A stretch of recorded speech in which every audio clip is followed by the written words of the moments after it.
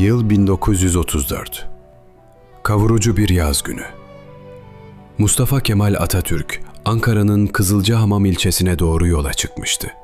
Otomobili Kazanköyü yakınlarında durduğunda, onu kalabalığın en önünde, yüzü güneşten kavrulmuş bir köylü kadını karşıladı. İsmi Satı'ydı. Satı kadın Atatürk'e yaklaşarak, "Paşam, buyurun ayran ikram edelim," dedi. Atatürk, "Yolumuz uzun ama biraz konuşalım." Atatürk, kadının o kendinden emin duruşundan çok etkilenmişti. Gözlerinin içine bakarak sordu. "Senin kocan kim?" Satı kadın, "Sakarya'da boğazından yaralanan bir cengaverdir," dedi. Atatürk bu kez, "Peki sen kaç yaşındasın?" diye sordu. "19 yaşındayım paşam." Atatürk şaşırmıştı. Karşısındaki kadın çok daha olgun görünüyordu. "Nasıl olur?" dediğinde Satı kadın o tarihi cevabı verdi. "Evet paşam, siz Samsun'a çıkmadan önce biz yaşamıyorduk ki." Atatürk yanındakilere döndü ve tarihe geçecek o cümleyi kurdu. "İşte mebus olacak kadın." Bu kısa sohbet sıradan bir anı değildi. Çünkü Atatürk, Satı kadının şahsında yok sayılan Türk kadınının içindeki o güçlü cevheri görüyordu. Yüzyıllar boyunca bu topraklarda kadının dünyası, çoğu zaman evinin dört duvarı arasına sıkıştırılmıştı. Kanunlar önünde sesi cılız, mirasta hakkı yarımdı.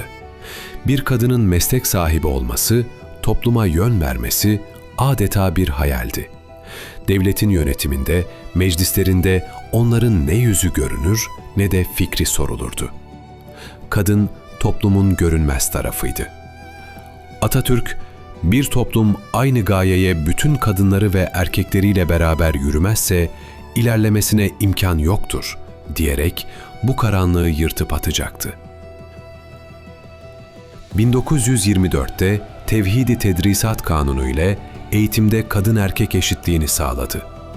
1926'da Türk Medeni Kanunu ile yüzyıllardır kadınları esir alan cehalet zincirleri tamamen kırıldı. Çok eşlilik tarihe gömüldü, resmi nikah zorunlu kılındı. Kadın mirasta, evlilikte ve boşanmada erkekle eşit konuma yükseldi.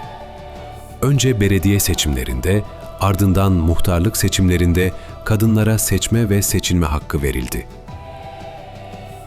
Ve tarih 5 Aralık 1934. Türk kadınına en büyük güç, milletvekili seçme ve seçilme hakkı teslim edildi. Üstelik bu hak, Fransa, İtalya, İsviçre gibi Avrupa ülkelerinden çok daha önce genç cumhuriyetin kadınlarına verilmişti. 1935 seçimlerinin ardından Türkiye Büyük Millet Meclisi'ne giren 18 kadın milletvekilinden biri de o yaz günü Atatürk'e ayran ikram eden Kazanlı Satı kadındı. Türk kadını artık yasa yapıcıydı, liderdi, öncüydü.